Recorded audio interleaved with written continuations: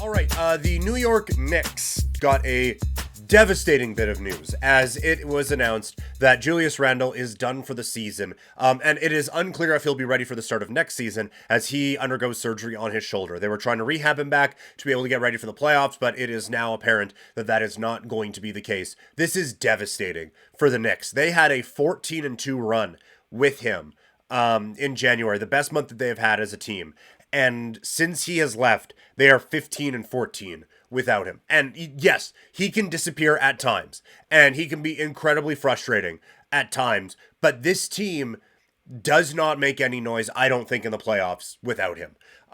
You look at the series right now that it could be. They might play Cleveland in the first round, and they match up really well against the Cavs, as we found out last postseason. But they might also end up facing Orlando. Now, Orlando's offense isn't great, and going up against the Tibbs defense, like, we could get some old school, like, Pistons-Pacers games where it's 74-73 with 2 minutes to go. But Orlando is an elite defensive team, and Brunson is going to need some help if they are going to face the Magic. And then if they're going to make any noise after that, right? Like, after they made the OG trade, and then they went out and got Bogdanovich and someone else whose name I'm blanking on at this exact moment, but they went out and really made some moves, and it looked like this could be a serious contender in the East. And now, with no Randle, it does kind of feel like they are a team that, well, if we get to the second round, that'll be fine.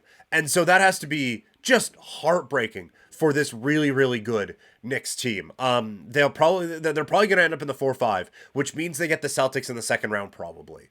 And that is just not a matchup they're going to be able to win. It would have been really difficult for them to do it, even with Randle. But I do think defensively, like with OG playing the way he is, and with Brunson out of his mind, you could have a bit of a surprise. Without Randle, I just don't see it. And so it sucks, because the Knicks, it's more fun when the Knicks are fun, and they have been a whole lot of fun this year, but now they really know they have to figure it out without Julius Randle. Also, Joel Embiid, 30 minutes in his return. Nick Nurse is always going to Nick Nurse, and he Nick Nursed all over that.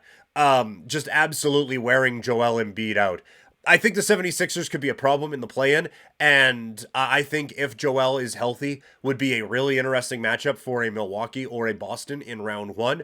But I think the Celtics would have eventually just killed them. So interesting to see as we kind of play out the string here in the NBA. Also, we have established the NBA season's too long, right? Like, all of these guys sitting out with injuries and stuff now, just make it 72 games. Make it 72 games. Have the play-in, or not the play-in, sorry. We'll have the play-in. But the in-season tournament, have it be whatever. Maybe even don't have it count for the regular season. I don't know. People seem to be in the tournament now.